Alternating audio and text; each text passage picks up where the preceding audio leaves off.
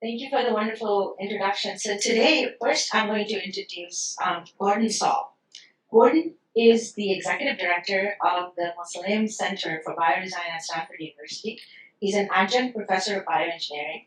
In biodesign, he leads educational programming around new innovations, as well as overseeing biodesign's partnerships in the US as well as abroad. So he has about 25 years of startup leadership, and I've heard him speak several times.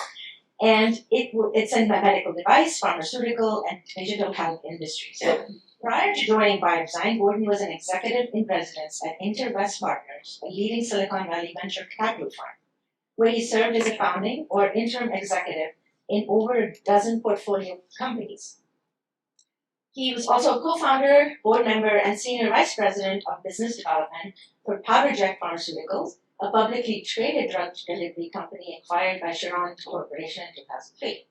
Gordon has worked in Japan in the financial services industry and in management consulting for the Boston Consulting Group.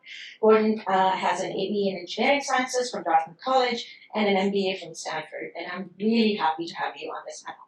Thank you for coming. The second person who's here, who's a dear friend of mine, is actually I met her at the open event for women. So we were both on stage talking about our life. And Dr. Zakia Rahman is a clinical professor of dermatology at Stanford University School of Medicine, where she directs the laser and aesthetic clinic. She's currently, this is the key, a biodesign faculty fellow at Stanford, and I am a former biodesign faculty fellow. And my company came out of that, actually. So she is faculty at the Stanford Center on Longevity, where she and her colleagues have launched a program on aesthetics and culture in partnership with Estee Lauder, which I also use. So she has been selected as an inaugural member of the Estee Lauder Longevity Collective. Every time I talk to her, she's either going to Japan or she's going somewhere else or China to actually work with these big companies. So she's a media expert, and she was just quoted today or yesterday in New York Times about beef tallow, to put that on your face. So this is going to be an incredible panel. She serves on the American Medical Association of the buzzword AI Subspecialty Collaborative, and on the National Board of Directors for the American Society for Laser Medicine and Surgery. She has also previously served as chair of the Stanford School of Medicine Faculty Senate and has had numerous awards. So that was my second member. I mean, this is just, I'm feeling very overwhelmed. Now I have Dr. Luqman Lawal, who I recently met about a month and a half ago, and he is the head of global expansion from Mayo Clinic platform. He's a managing partner at Ares Capital. He's a member, board of directors of Roundtable RX. He's a natural innovator. He holds an MBA from MIT Sloan School of Management and an MPH from University of Minnesota and an MD from the University of Illinois. And he has all these unique skills to bring diverse leadership roles together. And I want to really talk about why I created this panel. The reason I wanted to create this panel is I wanted to really talk about how you can create global design centers in other countries and really figure out what the problems you can face when you are trying to innovate in a country that has minimum structure or infrastructure. And that's exactly what we're going to be talking about today. So I'm going to have to go to my notes to make sure the questions are correct. So the first question I have, yes, but I think I have the question first for you. Would you describe the biodesign program and the model it has adopted to start biodesign centers across the world? Yeah, thank you. First, thank you for the opportunity to be here, and thanks to everyone on a Sunday night. The Muslim Center for Biodesign at Stanford was founded to train and enable leaders in health technology innovation. Almost typically at the intersection of engineering and medicine is the work that we do. And what we've found is that innovators, particularly in a complex area like healthcare, tend to give short attention to deeply understanding the problem and instead move forward with their solutions, with their technologies. And often that means that they overlook key areas and it makes them less successful and less efficient in their innovation. So what we teach is a framework, innovation framework, where our trainees spend a lot of time understanding problems and also understanding that not all problems are created equal. So we want them to focus on a problem that has the right characteristics, that if you were to solve it effectively, there's a good chance that technology will be adopted and used. So that's the fundamental aspect of the biodesign training. And so the good thing about it, as we think about it outside the United States, is you understand the problems in the context that they arise. So if you think about healthcare, healthcare is delivered quite differently around the world. So if you go in and understand the problem in that context, then the solutions you develop will be appropriate there. And so we have found this framework to be quite successful, applied in different areas of the world, not just in the US. Could you quickly tell the audience how many biodesign centers are created right now globally? And I think there's one in East Africa or. Yeah, so we've actively participated in the founding and launch of design centers, biodesign centers, in about 8 or 9 countries. But if we look, there's been about 50 centers around the US that have sprung up just based on this methodology, but about 9. And the most recent one, I would say the longest lasting one that we had, probably had the most impact, was in India, which we launched in 2008, and which has really jump-started a health technology. It's like an industrial sector that exports a lot to the global south. So, and most recently we launched a program in East Africa, focused on training folks in that region to solve healthcare problems in their locality. Thank you very much. This is great. Zakia, I have a question for you now. This is directly related. As a current biodesign fellow, what do you think are valuable lessons that you have learned that you may apply in an international setting? Thank you, Maheen. I'm really happy to be here. Obviously, with JP Morgan, women are 51% of the population. We make 75% of the healthcare decisions. So it's important for us to have a seat at the table. I appreciate you doing that. And I'm going to make a plug, actually, for Stanford Biodesign. There's a book that they write on design thinking. So we, as faculty fellows, are reading it. I think it is so critical. And I think one of the fundamental principles that Stanford Biodesign has created is not to underestimate the population that is not currently served with the technologies we have. And I can talk a little bit about my experience with that in dermatology and lasers and devices. But I think that Stanford has really pioneered this. And if you don't want to get the book, actually Stanford has given a lot of that information free on their website. Tonight, if you go home, instead of scrolling through your social media, read through this, because understanding the need and understanding the population is the only way we're going to be able to solve the unmet needs. Thank you very much. That's a very important point you made. Now I'm going to ask you something. How does your work at Mayo Clinic platform align with the vision of creating biodesign centers across the globe? So now we're going from Stanford to Mayo. Thank you so much. So what impact do these centers have on healthcare innovation in developing countries? Because that is your main role at Mayo Clinic, correct? That's a very good question, Maheen. And I'd like to start by asking everybody that knows about Mayo Clinic to raise up their hand. Okay. I didn't raise my hand. Oh, yeah? Yeah, Mayo Clinic is just a small store in Minnesota, if you don't know more about Mayo Clinic. Yeah, so it makes my work easy when I travel around the world to speak about the work I do, because I work for Mayo. I've worked for many other companies. I have to travel, so sometimes I have to spend the first 15 minutes trying to explain what the company does and stuff like that, but it's easier with Mayo. So with that said, the way I see biodesign centers are more like transformative hubs for healthcare innovation. And for Mayo Clinic, we have a vision where we want to create a healthier world where personalized, predictive, and innovative care is accessible to all being the most important word in that sentence. That means irrespective of where you're from, who you are, the way you speak, the God you worship, we want to ensure you have access to personalized, predictive, and innovative care. Sub-Saharan Africa, Southeast Asia, Latin America, Middle East.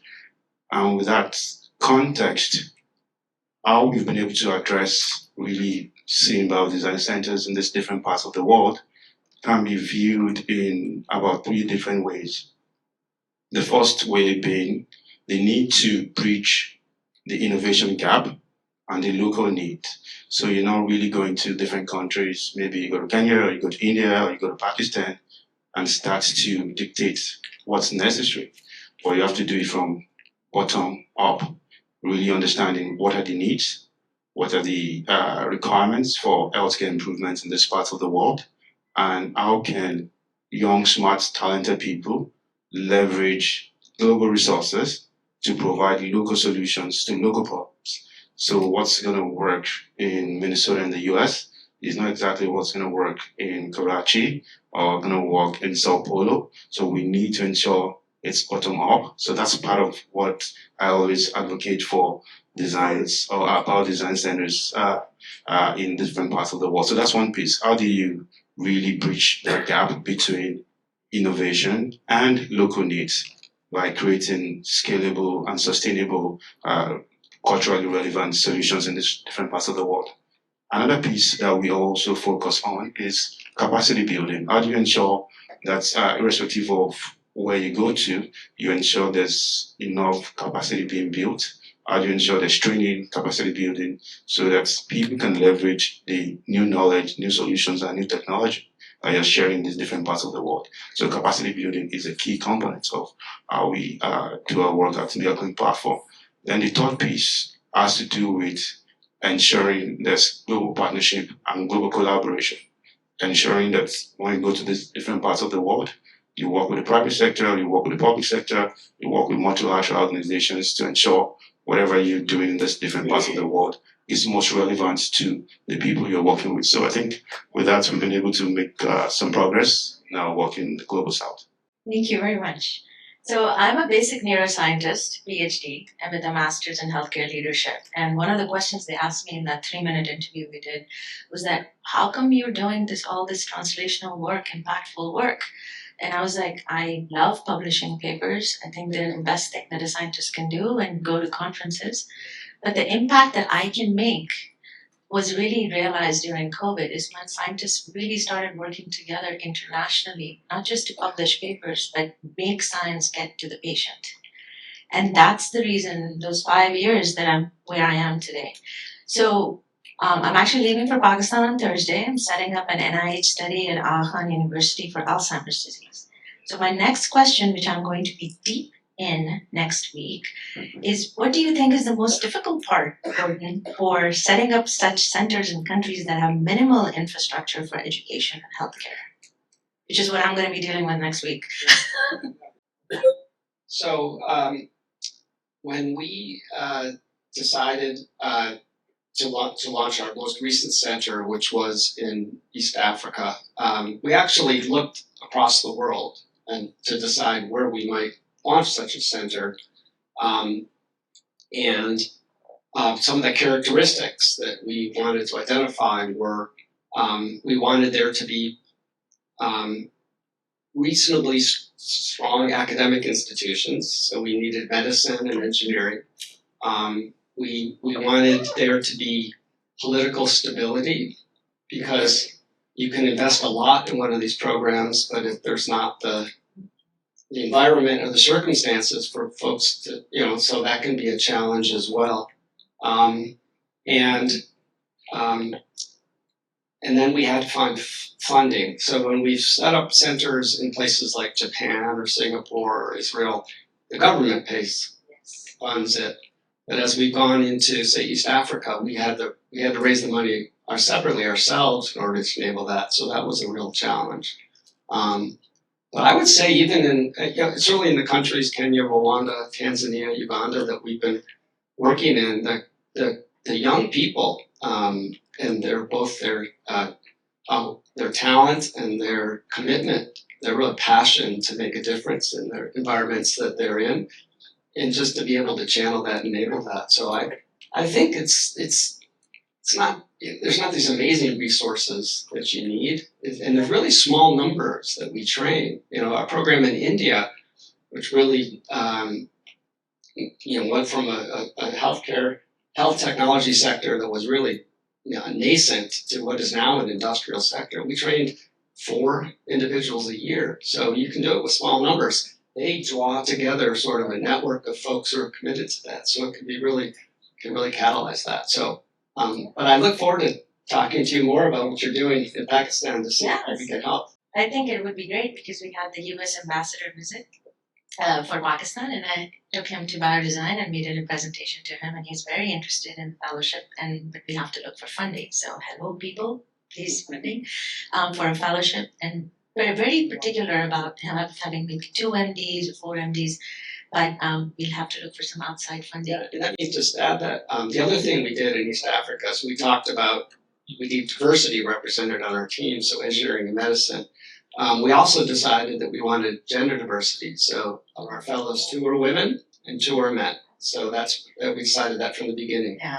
I have to say I'm working on this with Zakia, and her and I are going to make sure there's 2 men and 2 women. So this next question, thank you very much, is very related to what you just mentioned. Zakia, can you comment on the power of diversity that can accelerate growth in innovation and commercialization? So I'm going to give an example from my line of work, which is dermatology as a laser specialist. When I first moved to the Bay Area, I became an advisor for a very small laser company, a startup at that time. And the company had 30 employees, 3 of whom were women. And they had a decent diversity in race because the Bay Area has the highest percentage of Asians anywhere in the United States, but still it was not that diverse. And so I was fortunate to get a seat at the table, and the technology we developed at that time basically became the gold standard. So at that time, there was no technology that was safe to use in non-whites. Now, if you look at just the US population alone, the non-white population, so the US does a census every 10 years. So the non-white population doubled from 1990 to, if you look at 2024. And non-whites, we will be a majority in 2050, if not sooner. And we know Asians and Hispanics are growing at a larger rate than Caucasians or whites. There's also obviously people who are meeting and marrying and procreating with people of many different races. So we can talk about race as a scientific fallacy at another time. But in dermatology, we know that skin color directly impacts the laser tissue biology. And so precision aesthetics was so critical at that time. And so being a woman, I was fortunate to be able to work with the hardware engineers. And I said, blindfold me and bring me the handpiece that you're using. Because if I can't hold that handpiece and treat somebody, this is not going anywhere commercially. And so we're really fortunate to be able to do those treatments and to pioneer a technology now that we can safely use in people no matter what their skin color is. That's such an important point you made, because the reason I got this grant for Pakistan is because someone had mentioned, I think the previous speaker had mentioned UK Biobank. Because UK Biobank is in UK, 1 to 2% of it is South Asian in terms of the brain data. So the Alzheimer's disease grant that I'm starting is bringing genetic and MRI data from the population of Pakistan to NIH for the Alzheimer's disease sequencing project to add diversity, because none of us we're all growing here. We're going to be treated here when we get older with medicine, and if we don't add diversity to these biomarker databases, it's going to impact us. So in every field, I think diversity is the main thing. So thank you very much. I have a question for Luqman now, which is again related.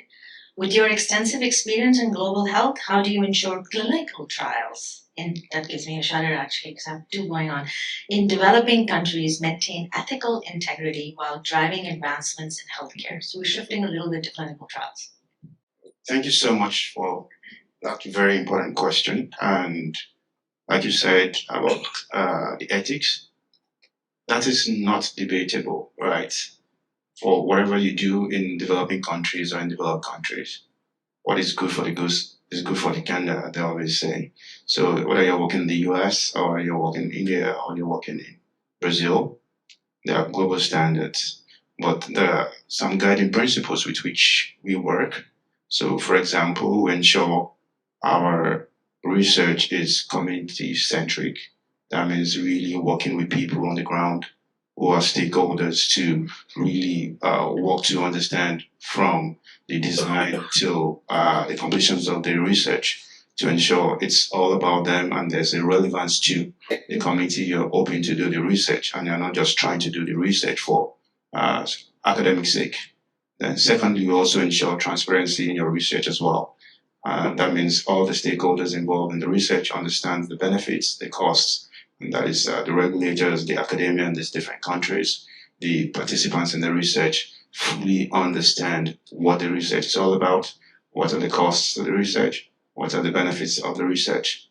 Then thirdly, it's also important to have what we call regulatory excellence. That means both the global regulations as well as the local regulations are being followed to the latter. And you have organizations like World Health Organization that have great frameworks for research in many countries in the global south. But beyond just the WHO, how do you start to look at organizations like CDC and many other organizations that have good ethical guidelines for research in many of these countries? Now you bring it down to the specific countries. Many of the countries also have their regulatory guidelines. So you don't just go to a country and say, oh yes, we have the WHO guidelines. We don't have to follow your guidelines. No, you have to make sure the global best standards are followed, as well as the local regulatory framework. So I think this triad of ensuring you are community-centric, you are very transparent, and you have regulatory excellence has really been helpful in helping champion our research in many of these countries. Thank you. I think I'm running low on time now, so I'm going to ask one question. The same question goes to all three of you, and you can start. I would say give me two things, not one thing, that you would tell a young entrepreneur interested in creating a medtech startup in South Asia or a country with, not in Europe. I value your want to be very deliberate. I think the way we would describe innovation is it's a discipline. So I would advise them to take a disciplined approach to what they want to do. I think young entrepreneurs sometimes, and I know I've done this in my career, you jump into things and you think that just enthusiasm, we're going to make it go forward. But so being very deliberate and careful about what you want to take forward. And then I think it's tough, particularly in healthcare, to do things on your own. So I would say look for teammates that have different experiences, but also folks that will challenge you. I think that's so it's a team, and then it's understanding that this is a discipline. You want to take a deliberate approach to what you're going to take going forward. Thank you. I agree with Gordon that you have to put in the sweat equity, right? There's no short-term solutions. And I have always appreciated how the engineers in Open have really revolutionized the world, but I think oftentimes kind of have an anti-doctor bias. But, we worked hard to get here. We care about our patients. And I think part of the AMA AI task force we have initially was called artificial intelligence. And then we thought, do you really want to take the human out of the equation? So it became augmented intelligence. And so I think of a different A when you think of AI. I would say as a young person, I think it's good to have a STEM education, but as somebody who has a bachelor in arts, one of the things that I learned having a liberal education is always be willing to question assumptions and create an environment. And you who have young people and are going back to Pakistan and influencing is create an environment where you can question every single assumption that people have. That's the only way that you're going to innovate. Thank you. Very tough acts to follow. So my 2 points will be, it's important to understand there's no shortcut, right? And that may involve you going to get more education or getting more knowledge to be successful in the field you're trying to innovate in. And that's one. Then another thing I will re-emphasize on is the importance of ethics, especially if you work in healthcare or biotech. You can't take ethics from it. You have to ensure you play by the rule and you follow the rules. So for those two things, if you want to be an entrepreneur in this space, ensure you play by the rule, no shortcuts. If you need to get more education, ensure you get that. And also always ask for the way forward, meaning there's no need to reinvent the wheel. There's some people that have walked the path before. Always try to reach out and get the knowledge from those people that have walked the path before. Thank you. Thank you. And I think it goes back to all the stuff that you're saying, and all three of you, is that know what you know and know what you don't know. And that's the perfect way to create that team. So you're solid to start. And this has all been wonderful. So I'm going to thank all three of you for being here and giving us the most amazing panel. So any questions?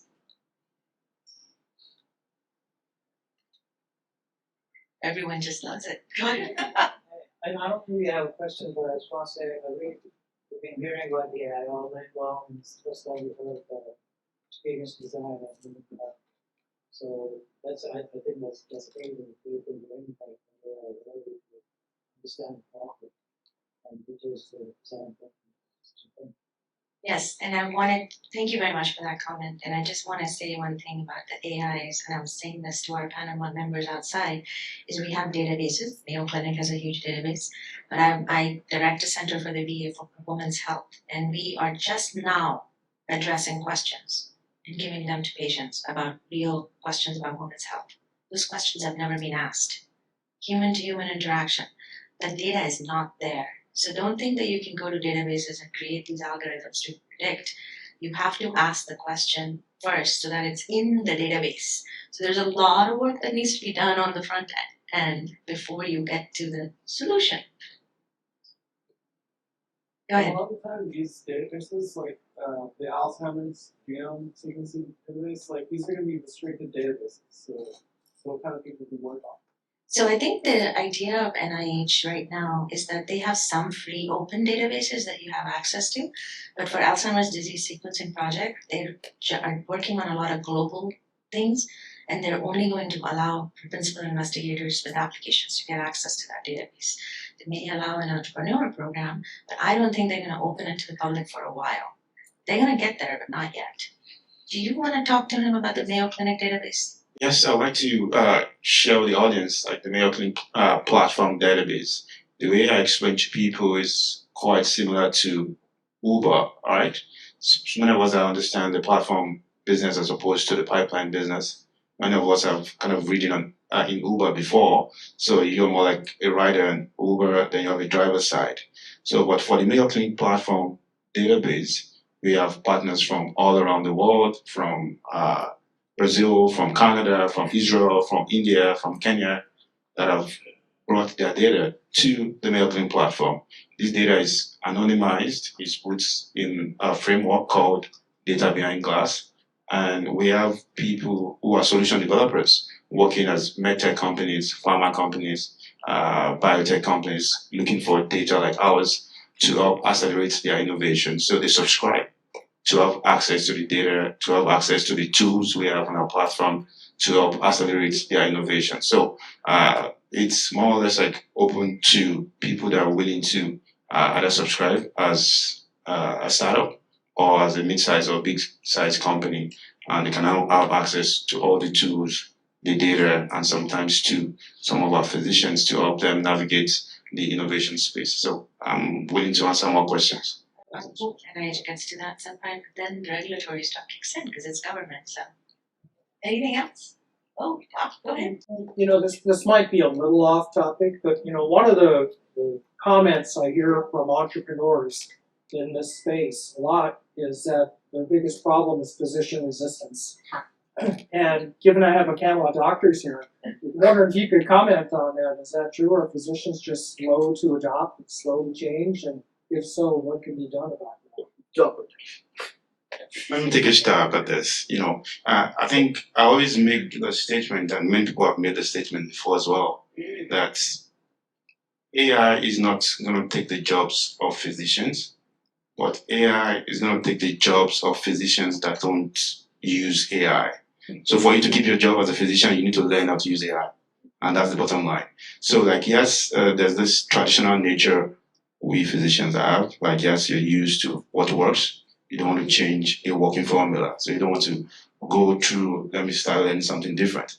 So yes, there's that resistance, but I think that's starting to change with new generation physicians that understand the importance of AI and the importance of the changing trend. So I think we're in a good space, and I think Yeah, so as part of the Augmented Intelligence subspecialty collective, we had 40 different specialties. And so we basically asked people, as physicians in many specialties, how are we looking at the AI landscape, right? From very simple to what's science fiction. And what we found out, and this was just last year, we've actually decided to continue, but 80% of the tasks that physicians do right now can be automated. So I think physicians aren't resistant to it, but there's so much fatigue that physicians have. So we want to get to that place where we can use creativity. But right now, what's happened in the last 10 years is the physicians are all spending all of their time creating that data. And so I think you want to use something like ambient AI or large language models to prevent physicians from having that fatigue. So I think that's their resistance. Just answer it just a little different way from the problem perspective. So the way we train innovators is when I talked about not all problems are created equal. So when you identify a problem and you understand, for example, the physician's perspective, do they think it's a problem? How motivated are they going to be to make a change in what they're doing? And then how much of a change does your solution bring to the table to accomplish that? And if you can, so that's a good lens, I think, to approach. So I think physicians will make changes if it makes their life easier, their patient outcomes are better, but it's landing on the right problem that helps with that. I think there was one more question in the back. Yeah, Faraz, you want to go? Sure. So I guess if I could sort of building on all the previous sessions where we've been talking about AI really helping you find the specific solution for the specific person. But Maheen, you talked about this that in Alzheimer's, our genetic data isn't part of the data sets through which research is done, and so when it comes my turn to be treated, and if my genetic mix is not in the data set, then how will I be represented? But that, and Zakia, you talked about it from the perspective of dermatology on different skin tones having different response rates for laser. It sounds like that's something that's true for almost all medicine across the board. And what is the stick or the corrective action that is bringing representation for all of us into medicine, as opposed to the places that have the resources to fund the work around it? And maybe this is not the right place to start, but I really don't know what the answer is.